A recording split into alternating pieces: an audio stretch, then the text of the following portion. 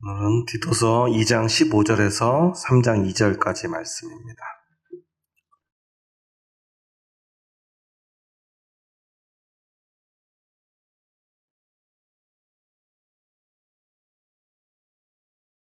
다 같이 한 목소리로 받들어 읽겠습니다.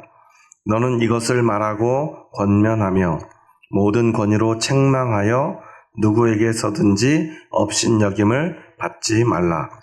너는 그들로 하여금 통치자들과 권세 잡은 자들에게 복종하며 순종하며 모든 선한 일 행하기를 준비하게 하며 아무도 비방하지 말며 다투지 말며 관용하며 범사의 온유함을 모든 사람에게 나타낼 것을 기억하게 하라. 아멘.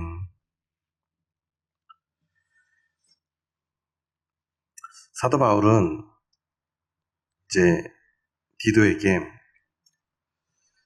모든 성도들을 어떻게 대해야 될 것인가, 그리고 어떻게 가르치고 양육해야 될 것인가를 이야기하고, 이제 이 세상에 대해서 어떻게 선한 삶을 살아가야 될 것인가, 우리는 세상을 어떻게 대하고 어떤 태도로 세상에서 살아가야 될 것인가에 대해서 이야기하면서, 먼저 15절에서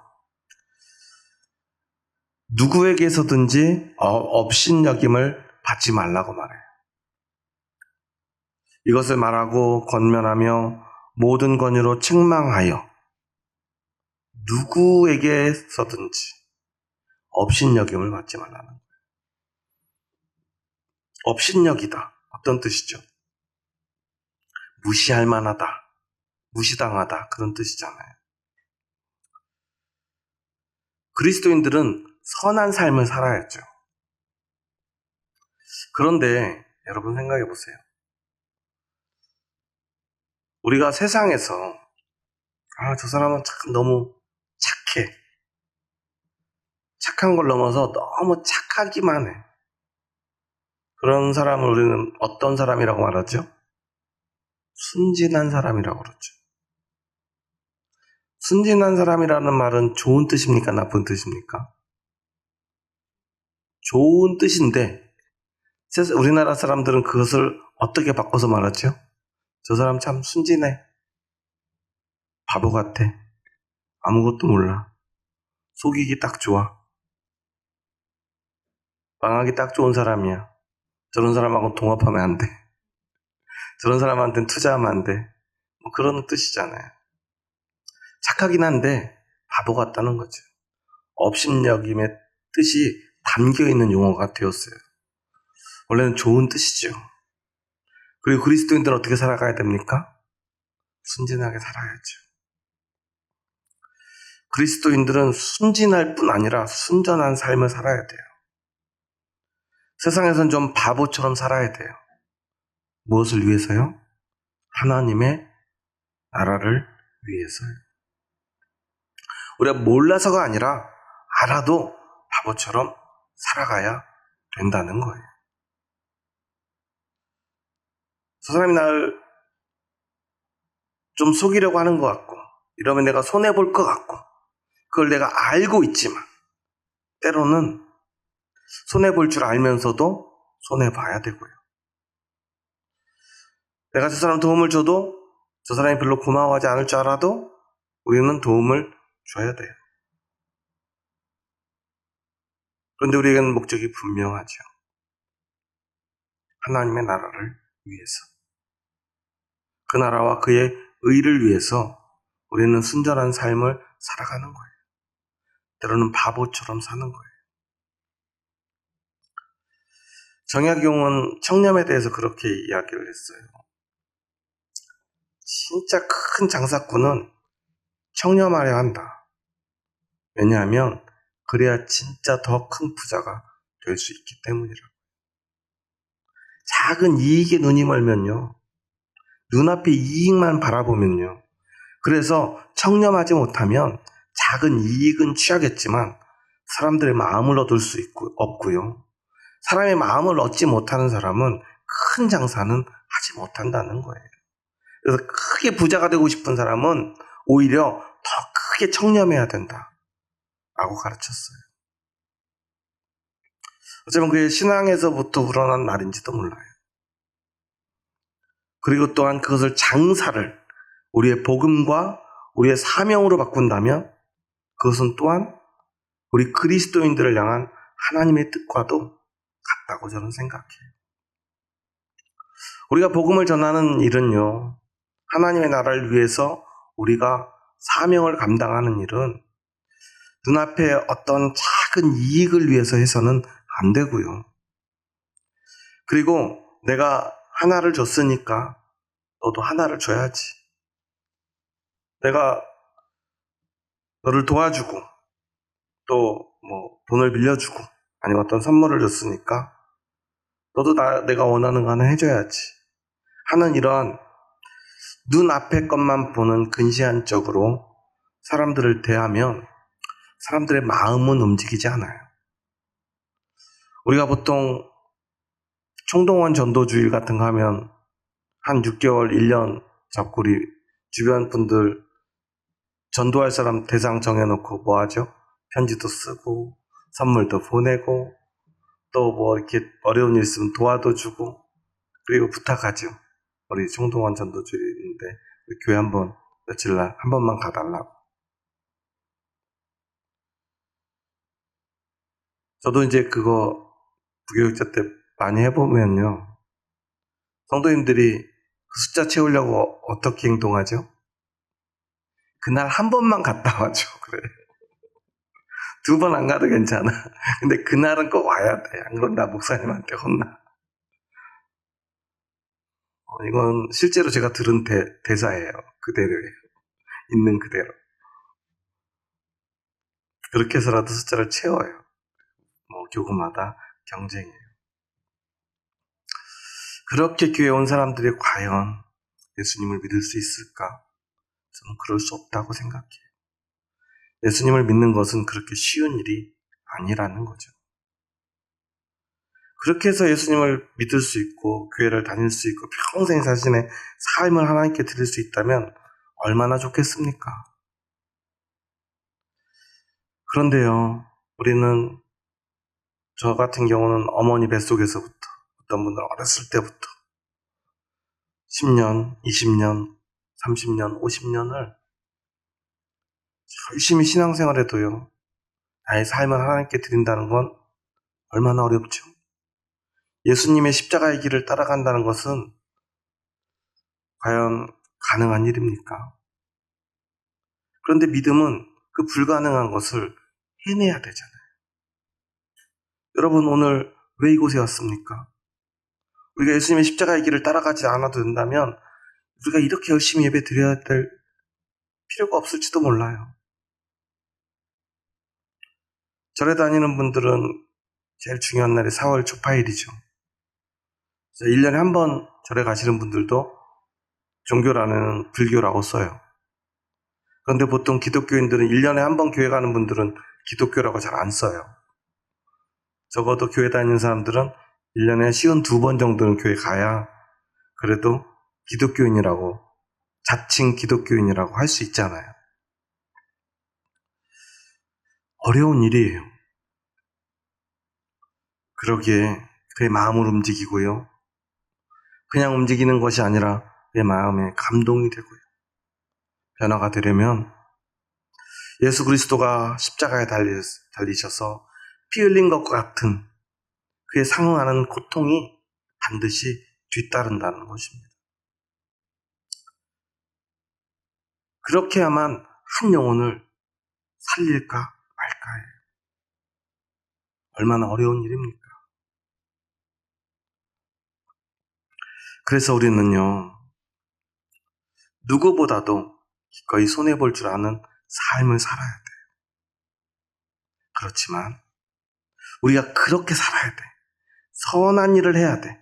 선한 삶을 살아야 돼. 그런데 바울은 그 말을 하기 전에 사람들이 너희를 업신여기도록 하면 안 돼. 라고 말하고 있는 거예요.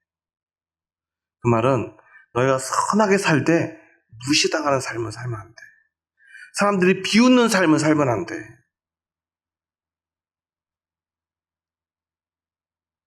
저 사람이 충분히 더 많은 것을 가질 수 있고 더 많은 권한이 있어서 그것을 누릴 수 있지만 그것을 기꺼이 포기하고 좀 더 가난하게 살고 좀 더 자신의 힘을 사람들에게 나누어 줄 줄 아는 삶. 그래서 스스로 저 사람은 우리를 위해서 자신의 가진 것을 포기하며 사는 사람이야 라고 생각한다면 사람들은 그 사람을 업신여기진 않아요. 그런데요, 자신이 가지고 있는, 요즘 이런 말하면 정치적인 말이 될 수도 있는데, 알량한 권한을 자기가 그냥 조금 더 많이 쓰려고 하면 어때요? 사람들은 그 앞에서 어쩔 수 없이 그 알량한 권한과 권력 앞에 고개 숙이지만 뒤돌아서서 그 사람을 반드시 비웃습니다. 그런데 아직도 너무나 많은 그리스도인들이요, 그러한 삶을 살아요. 우리만 그럴까요? 이 초대교회에도 그러한 그리스도인들이 많이 있었다는 사실이에요. 특히나 이 그레데 교회, 이 그레데 이 섬은 그러한 사람들이 특히나 많았던 것 같아요. 기술적으로 그랬던 것 같아요. 섬 사람들의 특징인지는 모르겠지만, 많은 의세의 침략 때문에 그랬는지는 모르겠지만, 아니면 어떤 한이 있어서 그랬는지 모르겠지만, 그레데인들은요, 참 한도 많고요, 분노도 많았던 것 같아요. 그래서 많이 사람들끼리 다투기도 하고요, 싸우기도 하고요, 마치 싸움닭처럼 살아갔던 것 같아요. 그런데 그 기질은요, 교회에도 그대로 들어옵니다. 그래서 조금만 뭐가 있으면요, 자신이 가진 게 있으면 그걸로 큰 소리 치려 하고요, 그 힘을 쓰려고 하고요. 그리스도인이 되었지만 여전히 세상 사람들과 별반 다를 바 없는 삶을 살았던 거예요. 바울은 말합니다. 하지만 그렇게 살면 사람들이 당장은 네 앞에 고개 숙일지 모르지만 뒤돌아서서 반드시 너를 업신여길 거야. 너를 비웃을 거야. 너를 손가락질할 거야. 뒤에서 수근수근할 거야. 그러니 오히려 가진 권한, 가진 돈, 가진 힘이 있다면 그것들을 기꺼이 내려놓고 오히려 사람들에게 내 가진 것들을 나누어준다면 사람들은 당장은 내 눈앞에서 나를 무시하는 것처럼 보여도 반드시 언젠가 너희를 존경하게 될 거예요. 그리고 감동할 거예요. 사도 바울은 이 이야기를 들려주고 싶었던 것입니다. 그리고 이어서 이제 구체적인 이야기를 합니다. 3장 1절의 말씀은 아주 중요한 의미를 가지는 말씀이고요. 어쩌면 지금 우리 한국교회에 필요한 말씀인데요. 다시 한번 3장 1절 말씀 읽습니다. 너는 그들로 하여금 통치자들과 권세 잡은 자들에게 복종하며 순종하며 모든 선한 일 행하기를 준비하게 하며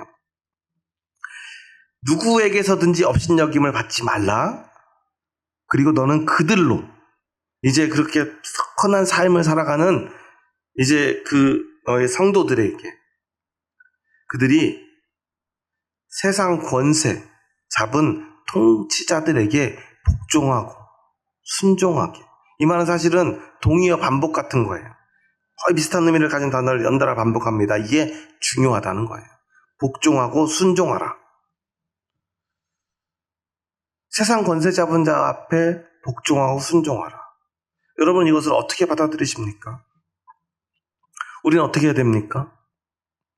우리는 누구의 통치 아래에 있다고 믿는 사람들이죠. 우리는 하나님의 통치 아래에 있는 사람들이죠.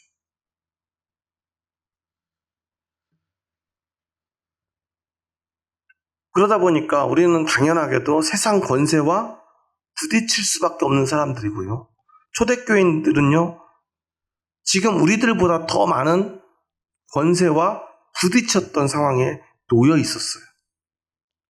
물론 로마 교회가 황제에게 핍박받던 것과는 조금 다른 상황이에요. 그레데 교회는요, 이 그레데 섬이라고 하는 이 특징이 있어서 유독 자신들을 이렇게 지배하고 있는 나라들의 저항이 심한 나라였어요.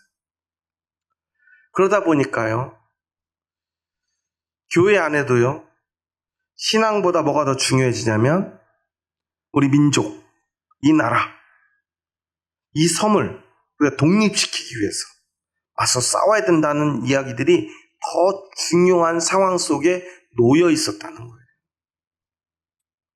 그러니까 사도 바울이 이 말을 한 것은 그리스도인들은 무조건 세상 권세 앞에 굴복하라는 말이 아니라는 거예요.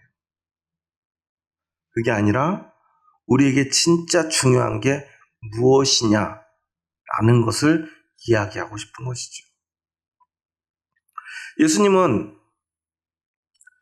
가이사의 얼굴이 새겨진 동전을 가져와서 시험하는 그들에게 뭐라고 말하시죠?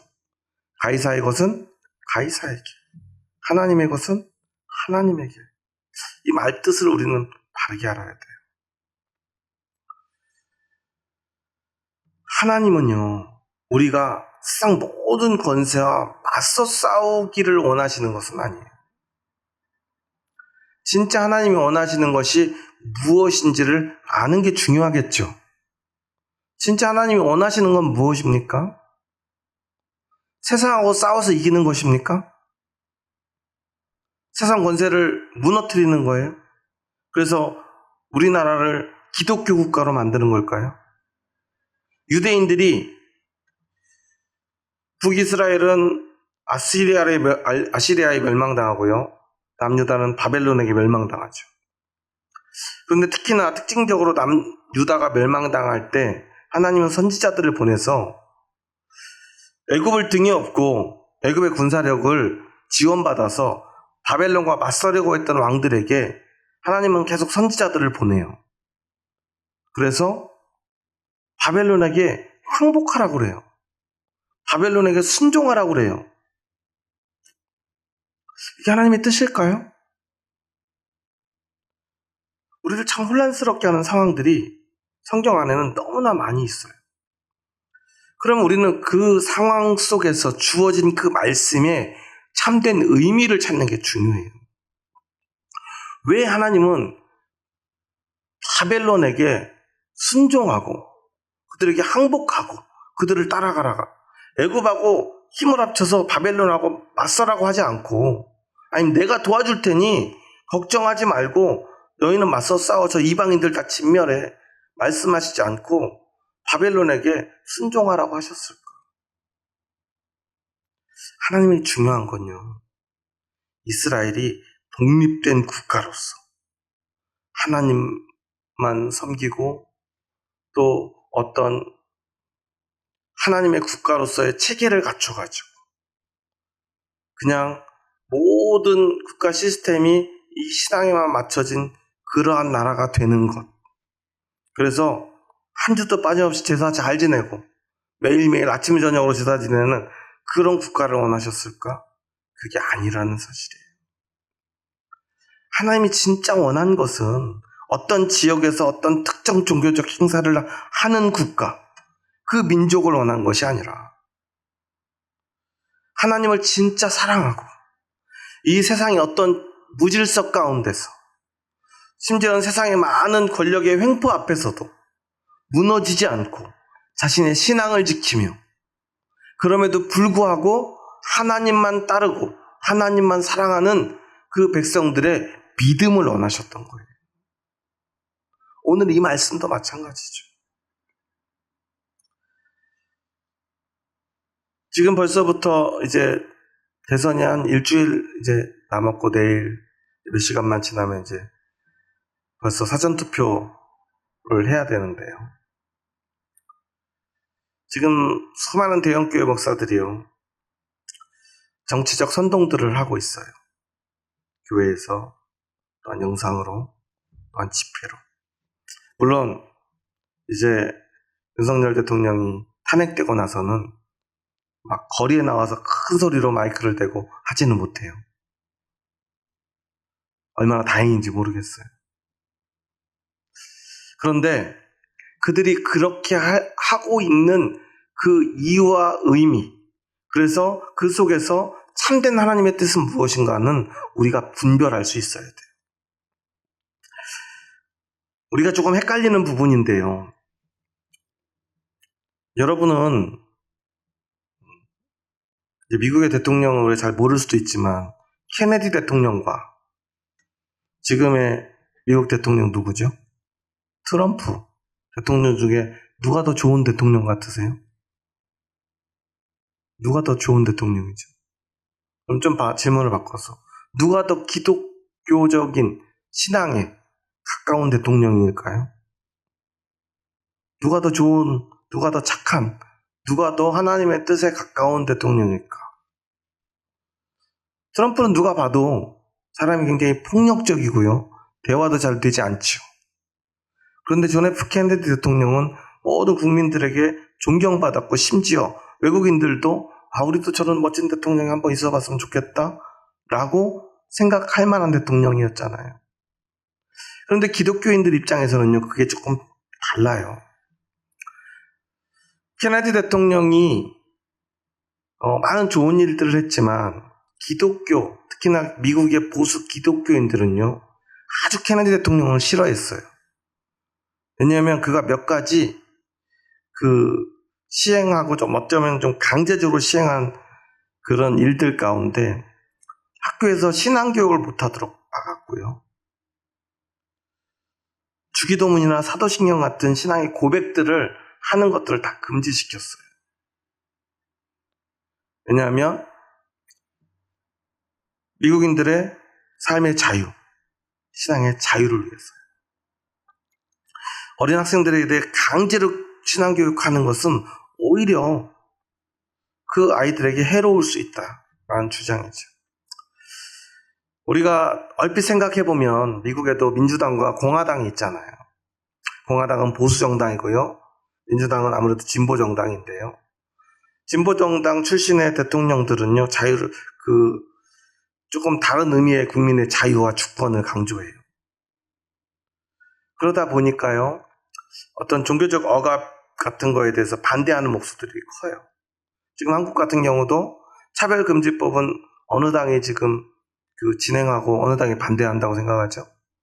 민주당이 진행하고 국민의힘이 반대한다고 생각하잖아요. 미국하고 한국은 굉장히 정치 지형이 비슷해요. 그리고 대부분 보수 기독교인들은 어느 당을 지지하죠? 보수 정당을 지지하죠.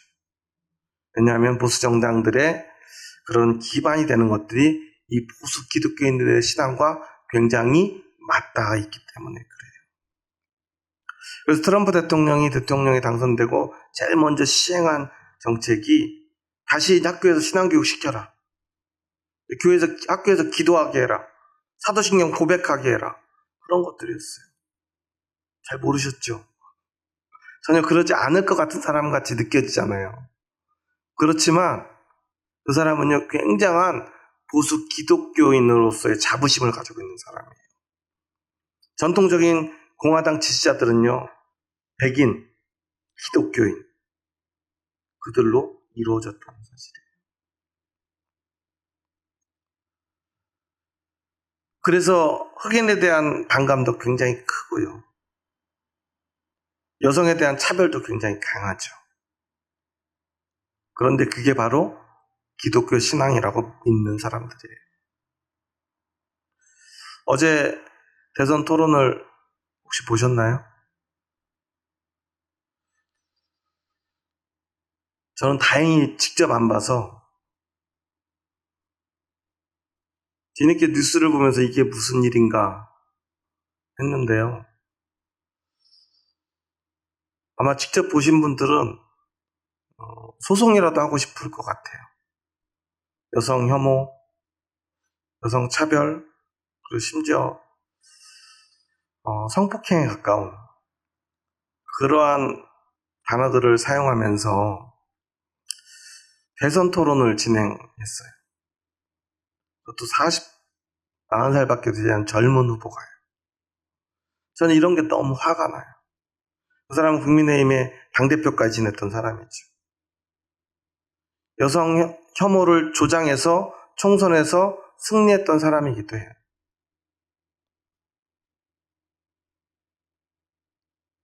그런데 문제는 기독교인들이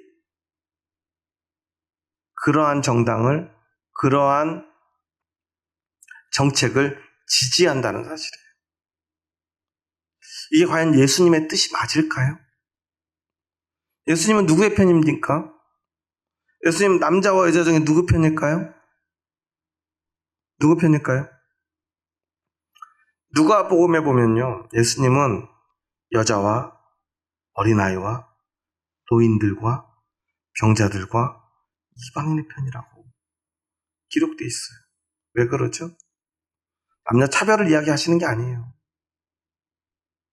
만약에 어느 날 우리나라가 아니면 세상이 바뀌어서 여자는 엄청 힘이 세고요, 모든 권한도 여자들이 다 가지고 있고요, 여자들이 높은 자리 다 차지하고요, 남자들은 맨날 여자들한테 매를 맞고요, 그런 세상이 온다면 예수님은 누구 편에 서실까요? 아마 남자들 편에 서실 거예요. 그런데 인류 모든 역사 가운데 항상 차별의 대상은 누구였습니까? 여성이었죠. 여성으로 태어났다는 이유만으로 그런 차별들을 받으며 살았어요. 어린아이들은 아직 어리다는 이유로 차별받으며 살았어요. 고아와 과부를 예수님은 소중히 여겼습니다. 왜냐하면 가장 가난하고 가장 힘없는 존재였기 때문이에요. 그런데 만약에 어느 날 세상이 바뀌어가지고요, 고아가 되고요, 과부가 되면 나라에서 한 100억씩 줘가지고 부자로 살게 된다면 예수님은 고아와 과부에 대해서 그렇게까지 말씀하지 않으셨을지도 몰라요. 중요한 건 그 한 단어가 아닙니다. 여성, 남성. 예수님이 특별히 여자를 좋아한 게 아니지 않습니까? 그렇다면 그 말의 의미를 우리는 알아야겠죠. 한국 교회는요, 한 10여 년 전부터 동성애 차별금지법 문제로 정말 지금도 몸살을 앓고 있어요. 수많은 교회들이 연합해서 모여서 제일 처음으로 사회에 대고 한 목소리로 일갈했던 목소리가 차별금지법 반대였어요. 그런데 잘 생각해 보세요. 그 속에 담긴 어떤 의미가 잘못되었든 잘되었든 예수님을 따르는 사람들이 차별 금지를 반대하자고 외치면 차별하자는 이야기가 되잖아요. 이게 얼마나 바보 같은 일인지 모르겠어요. 그래서 그걸 위해서 여성을 혐오하고요, 외국 노동자들을 차별하고요, 장애인들을 비하하고요, 그런 정당을 지지하겠다고 공개적으로 이야기하는 기독교. 이상하지 않습니까? 미국은요, 마찬가지예요. 흑인을 노예로 삼자 그러고요, 여성들을 비하하고요, 그런 정책을 표방하는 정당이 보수정당 공화당입니다. 기독교인들은 그 정당에 전폭적인 지지를 보냅니다. 분명히 예수님은 고아와 과부와 가난하고 병든 자들 편이었는데 말이죠. 어떤 게 올바른 기독교인의 정치 행위일까? 우리는 혼란스러울 수밖에 없다는 것입니다. 물론 교회 안에 모두가 다 보수적인 기독교인만 있는 건 아니죠. 아주 진보적인 성향을 가진 기독교인들도 있습니다. 각자의 신앙의 양심에 따라 신앙의 선택을 하는 것이고요, 정치활동을 하는 것입니다. 그리고 물론 이러한 모습은 초대교회에도 분명히 있었을 거예요. 그런데 사도 바울이 말하고자 하는 것은 무엇입니까? 지금 너희는 세상 통치자들, 권세자들, 잡은 자들과 맞서 싸우는 것만이 하나님의 뜻이라고 말하고 있는데 그것이 하나님의 뜻은 아니다라는 거예요. 오히려 세상에서는 너희가 세상의 통치자들과 권세 잡은 자들에게 순종하고 복종할 줄 알아야 한다. 다른 말로 하면 너희가 복음을 위한 세상을 소란하게 하는 자가 아니라 정치적인 이유로 세상을 소란하게 하는 자가 되어서는 안 된다라는 말을 하고 있는 거예요. 교회는 물론 세상을 소란하게 하는 자들입니다. 무엇으로? 예수 그리스도의 복음으로 말이죠. 세상의 질서를 깨트리는 자들입니다. 그리스도의 복음으로 말이죠. 세상의 질서는 뭐죠? 세상의 질서는 무엇으로 세워집니까? 세상의 질서는요, 돈으로 세워집니다. 세상의 질서는 힘으로 세워집니다. 힘 있는 자가 어디에 가야 돼요? 높은 자리에 가야죠. 힘 있는 사람은 많이 가져야 됩니까? 조금 가져야 됩니까? 힘을 열심히 얻었습니다. 권세를 얻었습니다. 그런데 자기 가진 돈을 다 써야 됩니다. 누가 그 자리에 갑니까? 그러니까 세상에서는요, 권력을 얻기 위해서 돈을 쓰고요, 돈을 쓴 것보다 더 많은 돈을 취하기 위해서 그 권력을 잡는 거예요. 그러니 세상의 권력을 가진 사람들은요, 그것을 위해서 온갖 나쁜 짓을 일삼는 것입니다. 그리고 그것이 당연한 것입니다. 그런데 우리는 그 질서를 깨는 사람들이에요. 힘을 가진 사람이요, 자신을 희생합니다. 돈을 가진 사람도요, 그 돈을 자기를 위해 쓰지 않고요, 돈을 위해 목숨을 걸지도 않아요. 그리스도인들은요, 오히려 힘을 가지고 자기 돈을 씁니다. 이것이 바로 세상의 질서를 무너뜨리고요, 세상을 소란하게 하는 방식이죠. 그렇기 때문에 우리는 세상의 권력이 그렇게 세상의 권력으로 나아갈 때, 그 세상의 권력과 싸우기 위해 세상의 어떤 방식으로 그들과 맞서 싸운다면 우리도 결국 어떻게 하게 되지요? 어제 3차 토론에서 지지율이 10%도 안 나오는 후보기 때문에 지지율이 40% 50% 나오는 후보하고 맞서 싸우려니까 무리해서 이런 말 저런 말 하다 보니까 그런 말도 안 되는, 입에 담기도 부끄러운 그런 이야기들을 생중계로 방송하고 있는 그 현장에서 그 말을 내뱉는 거예요. 왜 그러죠? 더 큰 힘으로 그 힘을 누리려 하기 때문에 그래요. 자신이 지지율로 상대를 할 수 없으니까 말로라도 그 사람을 짓누르고 그 사람을 밟고 자기가 일어서고 싶으니까요. 힘에는 힘으로, 돈에는 돈으로. 그게 바로 세상의 방식입니다. 그런데 우리는 결코 그래서는 안 된다는 거예요. 너희가 권력의 통치에 맞서 싸우려 하면 우리도 결국 무엇으로 그들과 싸워야 되느냐? 힘으로, 돈으로 그들과 싸우게 된다는 것입니다. 그러지 말고 너에게 중요한 것이 무엇인가 봐라. 너에게 중요한 것은 세상에서 통치자들과 맞서 싸워 이기거나 우리의 동조하는 사람들을 그 통치자의 자리에 세우는 것이 아니다. 그러기 위해서는 우리는 세상과 똑같은 방식으로 싸워야 된다. 그러려면 온갖 권모와 술수로 그들과 같은 방식으로 싸우게 될 것이고, 그것은 결국 우리 교회가 세상으로부터 업신여김을 받게 되는 결과를 가져올 것이다. 그래서 너희는 세상의 문제는 세상에 맡기고, 너희는 그거보다 더 중요한 것, 그게 뭐죠? 우리는 세상에 두 발을 딛고 살지만 우리는 그 너머 이 나라와 또한 하나님의 백성들을 통치하는 진짜 통치자는 하나님이시라는 사실을 기억하며 살라는 것입니다. 그러면 우리는 더 이상 힘과 싸우지 않아도 되고요, 그 많은 돈과 돈으로 맞서 싸우지 않아도 된다는 의미입니다. 그러기에 이 말은요, 예를 들어서 어떤 통치자가요, 너희들 이제부터 주일날 예배 드리지 마. 예배 드리려거든 토요일날 드려. 제 7일 안식교는 참 좋아하겠네요. 그렇지만 기독교인들은 어때요? 받아들일 수 없겠죠. 그렇지 않습니까?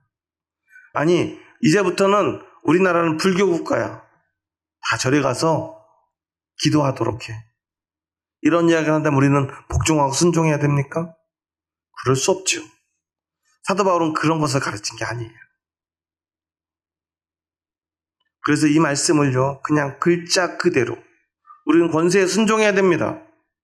이제까지 우리나라는 항상 보수 정당이 집권을 했었죠. 대부분. 군사정권 시절까지는 그 정당이 그 힘으로 집권하고 그 권력을 남용해 왔어요. 교회도 그래서 많은 핍박도 받았습니다. 물론 어떤 보수 교회들은요, 혜택도 누렸죠. 그래서 그때 혜택을 받은 교회들은 지금도 그 정당을 지지하는 것입니다. 하지만 우리는 세상의 권력 앞에 혜택도 받아서 안 되고요. 우리는 핍박도 받아서는 안 됩니다. 왜냐하면 우리 교회를 이끄시는 분은 하나님이시기 때문입니다. 세상의 권력의 혜택을 보려는 마음도 우리는 버려야 되고요. 그들이 우리를 만약에 핍박한다면 그 핍박 앞에 당당히 맞설 용기도 필요합니다. 하지만 그러지 않는 상황에서 우리가 세상의 어떤 권력 다툼 앞에 우리가 끼어들어서 우리의 신앙의 이름으로 세상의 권력 다툼의 한가운데로 들어가지 말라는 것입니다. 그런데 그레데교회는요, 그러고 있었어요. 교회가요, 세상의 권력 다툼 앞에, 권세와 맞서 싸우는 그 싸움 앞에 교회가 한 중심에 서 있었어요. 그래서 사도 바울은요, 우리가 해야 될 일은 그런 게 아니다 라는 이야기를 하고 있는 것입니다. 그래서 1절의 말씀을 이해하려면요, 앞에서 이야기한 업신여김을 받지 말라는 말과요, 2절에 보면 이제 세상에 믿지 않는 사람들을 대하는 그리스도인들의 선한 삶의 태도에 대한 이야기를 하는데 그 첫 번째가 뭐죠? 아무도 비방하지 말며. 비방하다 라는 말의 언어 블라스테메오는 하나님에 대해서 그리고 사람에 대해서 모욕을 하는 말, 모욕적인 말을 의미해요. 상대에 대한 불경한 언사나 또는 경멸적인 그런 언행들.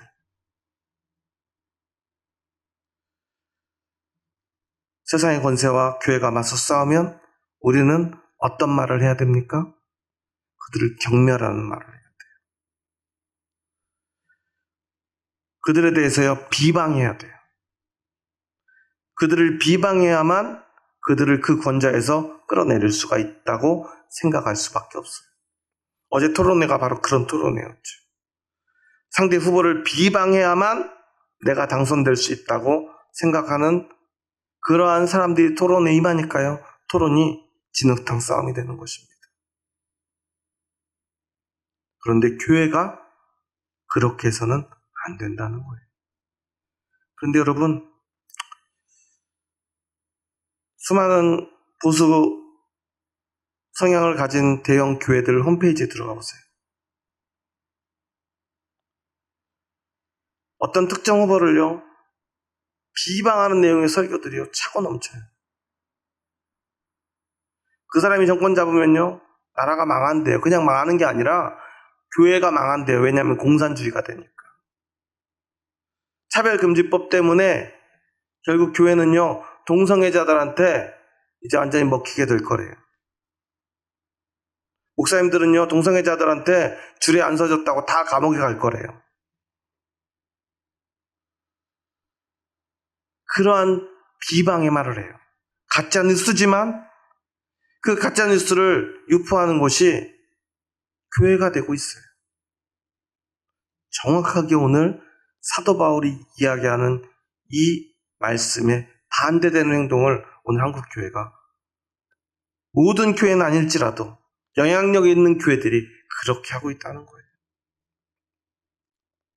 저는요, 목사가 되면서 제가 설교의 모델로 삼았던 목사님이 한 분 있어요. 장하길 목사님인데 참 설교를 재밌게 해요. 그리고 그 이야기 속에서 복음의 메시지들을 참 잘 담아내셔서 참 열심히 그분 설교를 들었는데요, 요즘 그분이 그렇게 하고 있어요. 저는 얼마나 요즘 화가 나는지 몰라요. 참 좋은 분이었는데 왜 그럴까? 정광훈 씨 옆에 앉아가지고요, 그 집회에 참석하고요, 특정 정당을 비난하고요, 비방하고요.